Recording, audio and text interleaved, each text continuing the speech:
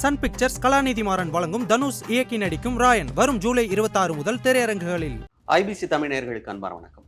மத்திய நிதியமைச்சர் நிர்மலா சீதாராமன் 7வது முறையாக பட்ஜெட்டை தாக்கல் செய்திருக்கிறார். இதுக்கு முன்பு வரைக்கும் பார்த்தீங்கன்னா தொடர்ச்சியாக 6 முறை முன்னாள் பிரதமர் மொரார்ஜி தேசாய் பட்ஜெட்டை தாக்கல் செய்தது, அதுவும் தொடர்ச்சியாக பட்ஜெட்டை தாக்கல் செய்தது சாதனையாக இருந்தது. 7 முறை தொடர்ச்சியாக என்கிற அந்த சாதனையை மத்திய நிதியமைச்சர் நிர்மலா சீதாராமன் இன்று படைத்திருக்கிறார். ஒட்டுமொத்தமாக 10 முறை பட்ஜெட்டை தாக்கல் செய்த பெருமைக்கு சொந்தக்காரர் முன்னாள் பிரதமர் மொரார்ஜி தேசாய். இதுவரைக்கும் தொடர்ச்சியாக 7 முறை அப்படின்ற அந்த சாதனையை நிகழ்த்தியிருப்பவர் தற்போதைய நிதியமைச்சர் நிர்மலா சீதாராமன். ஒட்டுமொத்தமாக இந்தியாவிற்கு ₹1 வரவு என்னவெல்லாம் இருக்கிறது அப்படின்னு பட்டியலிட்டு பார்க்கும் பொழுது, குறிப்பாக வட்டி மூலமாக, அதாவது பல்வேறு பொதுத்துறை நிறுவனங்கள் தொழில் தொடங்குவதற்காக பல்வேறு காரணங்களுக்காக வட்டியை கொடுக்கின்றன. அதன் மூலமாக வருகின்ற வருவாய் இருக்குல்லையா, அதுதான் அதிகபட்சமான வருவாயாக மத்திய அரசாங்கத்திற்கு கிடைக்கிறது. அதுக்கப்புறம் பார்த்தீங்கன்னாக்கா வருமான வரி, ஒரு தனிநபரும் தான் ஈட்டுகின்ற வருமானத்தில் செலுத்துகின்றது. அதன் பிறகு நிறுவன வரி, அதுக்கப்புறம் சரக்கு மற்றும் சேவை வரி. இதன் மூலமாகத்தான் ஒட்டுமொத்தமாக இந்தியாவிற்கு அதிகமான வருமானம் கிடைக்கிறது. சரி, ₹1 செலவு எந்த அளவுக்கு அதிகமாக இருக்கு அப்படின்னாக்கா 21 பைசா அப்படின்னு வருது. அதுதான் மாநிலங்களுக்கு மத்திய அரசாங்கம் கொடுக்கின்ற நிதி பகிர்வு. அந்த நிதி எப்படி வருது அப்படின்றது நம்ம பார்க்கணும். ஒவ்வொரு மாநிலமும் ஜிஎஸ்டி வசூல் செய்து மத்திய அரசாங்கத்திற்கு கொடுக்கும் பொழுது அதை நிதி பகிர்வாக எந்தெந்த மாநிலங்கள் வளர்ச்சி அடைய வேண்டும், எந்தெந்த இடத்தில் அந்தந்த மாநிலங்கள் இருக்கிறது என்பதை ஒரு பட்டியலிட்டு எடுத்துட்டு அதன்படி 21 பைசாவை மாநிலங்களுக்கான நிதி பகிர்வாக மத்திய அரசாங்கம் கொடுக்கிறது. இதுதான் ₹1 வரவு செலவு அப்படின்னு பார்க்குறோம்.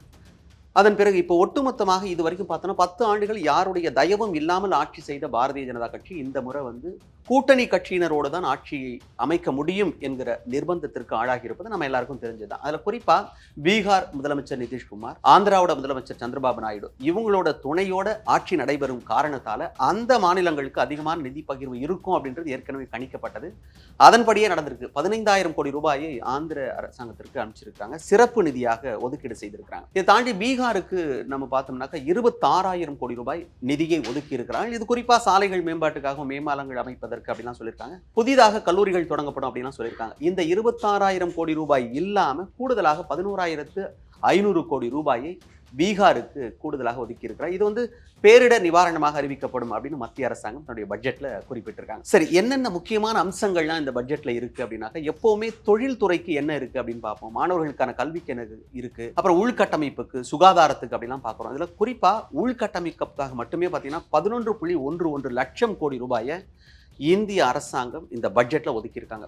ஒவ்வொரு நாட்டுக்குமே உள்கட்டமைப்பு அப்படின்றது ரொம்ப ரொம்ப அவசியமானது, நம்ம எல்லாருக்குமே தெரியும். உள்கட்டமைப்புனா என்ன அப்படின்றது அடிப்படையில் தெரிஞ்சுக்கணும் அப்படின்னா, எந்த ஒரு புள்ளியிலிருந்தும் எந்த ஒரு புள்ளிக்கும் போக முடியுமானால் அந்த சாலை வசதிகள், போக்குவரத்து வசதிகள் சரியாக இருக்கின்றனவா அப்படின்னு ஒன்று இருக்கு. அந்த கட்டமைப்பு, மேம்பாலங்களா இருக்கட்டும், போக்குவரத்தா இருக்கட்டும், இது போன்ற உள்கட்டமைப்பு வசதிகளை எந்த நாடு பலப்படுத்தி வைத்திருக்கிறதோ அந்த நாடு பொருளாதாரத்தில் மேலோங்கி நிற்கும் என்பதில் எந்த மாற்று கருத்தும் இல்லை. அதனால இந்த முறை ₹11.11 லட்சம் கோடி அளவுக்கு உள்கட்டமைப்புக்கு மட்டுமே இந்த பட்ஜெட்ல நிதியை ஒதுக்கி இருக்கிறது மத்திய அரசாங்கம். சிறு குறு நடுத்தர தொழில் நிறுவனங்களுக்கு கடன் வழங்கிட்டு இருக்காங்க. அந்த வழங்குற சிட்பி அப்படிங்கிற வங்கி கிளையை மேலும் 24 இடங்களுக்கு அது கிளையை விரிவுபடுத்துறாங்க. கூடுதலாக கடன் கொடுக்க வேண்டும், தொழில் பெருக வேண்டும் அப்படின்றதுக்காக. நம்ம எல்லாருக்குமே தெரியும், இந்தியாவிலேயே அதிகப்படியான இயற்கை பேரிடர்களால் பாதிக்கப்படுற மாநிலம் அப்படின்னு எடுத்துக்கிட்டோம்னா முதல்ல எப்போவுமே அஸ்ஸாம் தான் இருக்கும். பல சமயங்களில் பேரழிவை சந்தித்த மாநிலம் அது அப்படின்றது நம்ம எல்லாருக்குமே தெரியும். இந்த அஸ்ஸாம் மட்டும் இல்லாமல் கூடுதலாக ஒட்டி இருக்கிற இமாச்சல், உத்தராகண்ட், சிக்கிம் போன்ற இயற்கை பேரிடர்களால் பாதிக்கப்படுகின்ற அந்த குறிப்பிட்ட மாநிலங்கள் வளர்ச்சி அடைய வேண்டும் அப்படின்றதுக்காக மாநிலத்துடைய மறு கட்டமைப்புக்காக மத்திய அரசாங்கம் நிதியை ஒதுக்கி இருக்கிறது. இதெல்லாம் தாண்டி 25,000 ஊரக வாழ்விடங்களை இணைக்கும் வகையில் கிராம சாலை அமைக்கும் திட்டம் செயல்படுத்தப்பட இருக்கு அப்படின்னு சொல்லியிருக்காங்க. இதில் குறிப்பாக நகரப்பகுதியிலேருந்து இன்னொரு நகரப்பகுதிக்கு போகிறது ரொம்ப எளிதாக இருக்கும். ஆனால் கிராமப்பகுதியிலேருந்து இன்னொரு கிராமப்பகுதிக்கு போகிறது இன்னைக்கு வரைக்கும் பேருந்து இல்லாத கிராமங்களும் இருக்கத்தான் செய்கின்றன. அப்படிலாம் இருக்கக்கூடாது அப்படின்றதுனால 25,000 ஊரக வாழ்விடங்களை இணைக்கும் வகையிலான கிராம சாலை அமைக்கப்படும் அப்படின்னு சொல்லியிருக்காங்க. இது ரொம்ப முக்கியமான ஒரு விஷயமும் கூட. அதை தாண்டி உள்கட்டமைப்புகளை மேம்படுத்த மாநில அரசுகளுக்கு நீண்ட கால வட்டியில்லா கடன் 1.5 லட்சம் அளவுக்கு வழங்குறாங்க. இதை பொறுமையாக கொடுக்கலாம். அதாவது இப்போதைக்கு எனக்கு பணம் தேவைப்படுகிறது அப்படின்னாக்கா வெளியே கடன் வாங்காமல் மத்திய அரசாங்கம் கொடுக்கின்ற 1.5 லட்சம் கோடி அப்படின்றது பெரிய தொகை. அந்த தொகையை வச்சுட்டு மாநிலத்துக்கு தேவைப்படுகின்ற உள்கட்டமைப்பை அவர்கள் அதிக அளவுக்கு கொண்டு வர முடியும் அப்படின்றதுக்காக இந்த நிதி ஒதுக்கியிருக்காங்க. நாட்டோட உள்நாட்டு உற்பத்தியில் நிதி பற்றாக்குறையை 4.9% 4.5% குறைக்க நடவடிக்கை. நிதி பற்றாக்குறை எவ்வளவு தூரம் குறைவாக வைத்திருக்கிறோமோ அதுதான் நாட்டுக்கு ரொம்ப ரொம்ப நல்லது. அதனால அந்த நிதி பற்றாக்குறையை குறைப்பதற்கான திட்டத்தை வகுத்திருக்கிறார்கள். அந்நிய நேரடி முதலீடுகளை அதிக அளவில் ஈர்க்கும் வகையில் விதிகள் எளிமையாக்கப்படும் சொல்றாங்க. அதாவது நான் இருக்கிறேன் அப்படின்னா, நான் அயல் நாட்டை சேர்ந்தவனாக்கா இந்தியாவுக்குள்ள வரணும் அப்படின்னாலே நிறைய நடைமுறை சிக்கல்கள் இருக்கும். அப்ப என்னோட பணத்தை முதலீடு செய்வதற்கு நான் தயாராக இருந்தும் கூட நீங்க வச்சிருக்கிற அந்த விதிகள் கொள்கைகள்லாம் பார்க்கும்போது எனக்கு ரொம்ப சிரமமா இருக்கு. அதனால உங்க நாட்டில் நான் வியாபாரம் செய்யறதுக்கு, வணிகம் செய்வதற்கு, ஒரு நிறுவனத்தை அமைப்பதற்கு என்னால் முடியல அப்படின்னு நிறைய நிறுவனங்கள் பின்வாங்கி விடுகின்றன. அதனால என்ன செய்யறாங்கன்னா, ரொம்ப எளிதாக இங்கே முதலீடு செய்து நிறுவனங்களை தொடங்குவதற்கான சாத்தியக்கூறுகள் கட்டமைக்கப்படும் அப்படின்னு சொல்லியிருக்காங்க. இதன் காரணமாக அந்நிய முதலீடுகளை ஈர்க்க முடியும் அப்படின்னு மத்திய அரசாங்கம் நினைக்கிறாங்க. நடப்பு நிதியாண்டோட மொத்த வருவாய் 32 லட்சம் கோடி அப்படின்றத குறிப்பிட்டு சொல்லியிருக்காங்க. இதனை அளவுக்கு, அதாவது 32 லட்சம் கோடியாக இருக்க வேண்டும்னு கணிக்கிறாங்க. அது இப்ப எடுத்திருக்கிற முன்னெடுப்புகள் மூலமாக இந்த தொகை வரும் அப்படின்னு நம்புறாங்க மத்திய அரசாங்கம். நீர்ப்பாசன வசதிகள் ரொம்ப ரொம்ப அவசியம். நம்ம எல்லாருக்குமே தெரியும், நாட்டுடைய முக்கியமான உள்நாட்டு உற்பத்தி அப்படின்னு எடுத்துட்டோம்னா விவசாயம் ரொம்ப முக்கியமான இடத்துல இருக்கு. அந்த விவசாயத்துக்கு தேவையான ஆதாரங்கள் இருக்குல்லையா, அதையெல்லாம் பெருக்க வேண்டும் அப்படின்றது பட்ஜெட்டை குறிப்பிட்டு சொல்லியிருக்காங்க. அதனால இது குறிப்பா இந்த நீர்ப்பான வசதிகளுக்காக மட்டுமே, நீர்ப்பாசன வசதிக்கு 11,500 கோடி ரூபாயை மத்திய அரசாங்கம் ஒதுக்கி இருக்கிறது. நாட்டின் உள்கட்டமைப்புக்கு நான் சொன்ன மாதிரி 11.11 லட்சமாக இருந்தாலும் கூட இது மட்டும் பத்தாதுன்னு உள்நாட்டு உற்பத்தியில 3.4 விழுக்காடு உள்கட்டமைப்பு மேம்பாட்டுக்காக ஒதுக்கப்பட்டிருக்கு. இளைஞர் முன்னேற்றத்திற்காக 2 லட்சம் கோடி ஒதுக்கியிருக்காங்க. நம்ம எல்லாருக்குமே தெரியும், இந்த உலகத்தில் அதிகமான மக்கள் தொகை என்ற நாடாக இந்தியா இருக்கிறது. இங்க இளைஞர்களுடைய எண்ணிக்கை ரொம்ப ரொம்ப அதிகம். அவர்கள் வளர வேண்டும், அவர்கள் வளர்ந்தால் நாடு செழிக்கும் அப்படின்றத கணக்குல வச்சு என்ன பண்ணிருக்காங்கன்னா 2 லட்சம் கோடி வரைக்கும் இளைஞர்களுடைய முன்னேற்றத்திற்காக ஒதுக்கி இருக்காங்க. நகர்ப்புற வீட்டு வசதி திட்டத்திற்கு மட்டுமே 10 லட்சம் கோடி ஒதுக்கி இருக்காங்க. சிறு குறு தொழில்களை ஊக்குவிக்கும் வகையில் கடன் வரம்பு 100 கோடியாக அதிகரிக்கப்பட்டிருக்கு. பிரதமர் வீடு கட்டும் திட்டத்துக்கு 1 லட்சம் கோடி அளவுக்கு ஒதுக்கி இருக்காங்க. ஏற்கனவே தெரியும், ஏழை குடும்பத்தில் இருக்கிறவங்க சுயமாக வீடு கட்டி அவர்களுக்குன்னு ஒரு தனியா வீடு இருக்கணும் அப்படின்றத மத்திய அரசாங்கம் ஏற்கனவே திட்டமாக கொண்டு வந்திருந்தார்கள். அந்த இடத்துக்காக இப்ப 1 லட்சம் கோடி வரைக்கும் இந்த திட்டத்துக்கு மட்டுமே ஒதுக்கியிருக்காங்க. குறிப்பா பெண் குழந்தைகள் மற்றும் பெண்கள் மேம்பாட்டிற்காக 3 லட்சம் கோடி ஒதுக்கீடு செய்யப்பட்டிருக்கு. ஊரக வளர்ச்சிக்கு 2.66 லட்சம் கோடி ஒதுக்கியிருக்காங்க. கல்வித்துறைக்கு ஒதுக்கப்பட்ட இந்த தொகை மிகப்பெரிய அளவுக்கு பேசுபொருளாக இருக்கிறது. ஒரு நாடு செழிக்க வேண்டுமானால் கல்வியில் மிகப்பெரிய அளவுக்கு தரம் உயர்ந்து நிற்க வேண்டும். நிறைய மாணவர்கள் படித்து அடுத்தடுத்த கட்டத்தை நோக்கி போக வேண்டும். அதனால அதுக்கு அதிகமான நிதி ஒதுக்கப்படும் அப்படின்னு எதிர்பார்ப்பட்டு, ஆனாலும் கூட பார்த்தீங்கன்னா 1.48 லட்சம் கோடி தான் ஒதுக்கியிருக்காங்க. அதாவது கல்வித்துறைக்கு இது போதுமானதா என்கிற ஒரு கேள்வியும் இருக்கத்தான் செய்கிறது.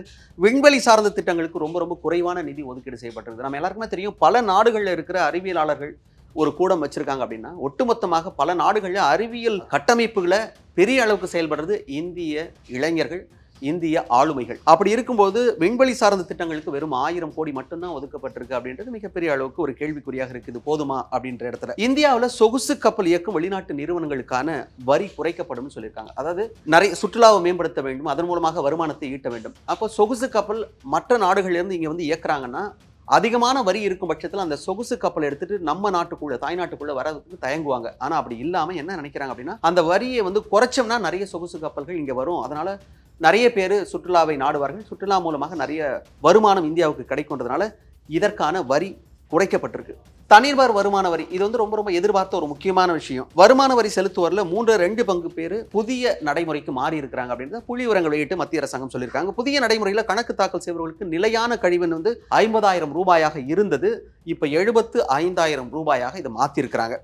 புதிய கணக்கு தாக்கல் முறையில் 3 லட்சம் வரைக்கும் வருமான வரி பிடித்தம் கிடையாது. ஆனால் அந்த 3 லட்சம் அப்படின்றதுக்கான சான்றுகள் நீங்கள் கொடுக்கணும். 3 லட்சம் வரைக்கும் ஒரு ஆண்டுக்கு நீங்கள் வருமானம் வாங்குறீங்கன்னா வருமான வரி விலக்கு பெறுவதற்கு என்னென்ன சான்றுகள், இப்போ நான் வாடகை வீட்டில் இருக்கேன் அப்படின்னா அதுக்கான ரசீது, என் பிள்ளை படிக்குதுன்னா அந்த கல்வி கட்டணத்துக்கான செலவு, அப்புறம் நீங்கள் சேமிப்புல வச்சிருக்கீங்க, பொதுத்துறை நிறுவனங்கள் இப்போ போஸ்ட் ஆஃபீஸ், SBI போன்ற இடங்கள்லாம் நீங்கள் சேமிப்பு வச்சிருக்கீங்கன்னா அதற்கான சான்றுகள் இதெல்லாம் கொடுத்து வரிச்சலுகையை பெற முடியும். அதற்கான வாய்ப்பை அவங்க வழங்கியிருக்கிறாங்க. 3 லட்சத்திலிருந்து 7 லட்சம் வரைக்கும் நீங்க வருமானம் வாங்குறீங்க அப்படின்னா அங்க தொடங்குது 5 விழுக்காடு அளவுக்கு நீங்க வட்டியை செலுத்த வேண்டிய கட்டாயம் இருக்கிறது.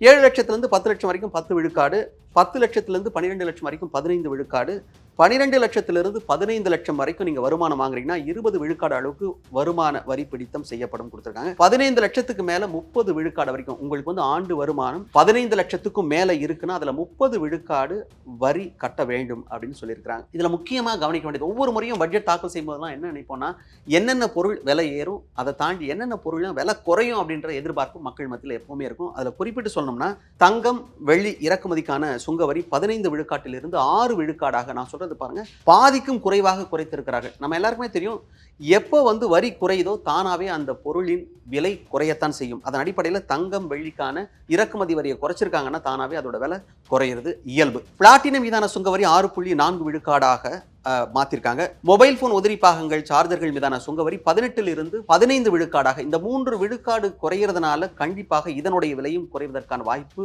பெருமளவுக்கு இருக்கு. 25 முக்கியமான கனிமங்களை இறக்குமதி செய்ய சுங்கவரி செலுத்துவதிலிருந்து விலக்கு அளிக்கப்பட்டிருக்கு. கனிமங்கள் அப்படின்னா தெரியும், நிலக்கரி உள்ளிட்ட பல்வேறு கனிம வளங்கள் இருக்கு, மண்ணு எல்லாமே நம்ம சொல்லலாம். அதுல அதற்கும் இந்த விஷயத்தை குறிப்பிட்டு சொல்லியிருக்காங்க. 25 முக்கிய கனிமங்களை இறக்குமதி செய்ய சுங்கவரி செலுத்தும் விலக்கு அளிக்கப்பட்டிருக்கு அப்படின்னு சொல்லியிருக்காங்க. 3 புற்றுநோய் மருந்துகள் மற்றும் மருத்துவ உபகரணங்கள், எப்பவுமே சுகாதாரத்துக்கு என்ன செஞ்சிருக்காங்க அப்படின்னு ஒரு பார்வை எல்லார் மத்தியிலும் இருக்கும். அதன் அடிப்படையில் பார்க்கும்போது 3 புற்றுநோய் மருந்துகள், அது மட்டும் இல்லாமல் மருத்துவ உபகரணங்கள் மீதான உற்பத்தி வரி முற்றிலுமாக நீக்கப்பட்டிருக்கிறது அப்படின்றத மத்திய அரசாங்கம் தன்னுடைய பட்ஜெட்ல குறிப்பிட்டிருக்காங்க. நாடு முழுவதும் 1 லட்சம் மாணவரின் கல்வி கடனுக்கான வட்டி ரத்து செய்யப்படும் அப்படின்னு சொல்றாங்க. இது எதன் அடிப்படையில் அப்படின்றதெல்லாம் புள்ளி விவரங்கள் நம்ம பார்க்க வேண்டியது இருக்கு.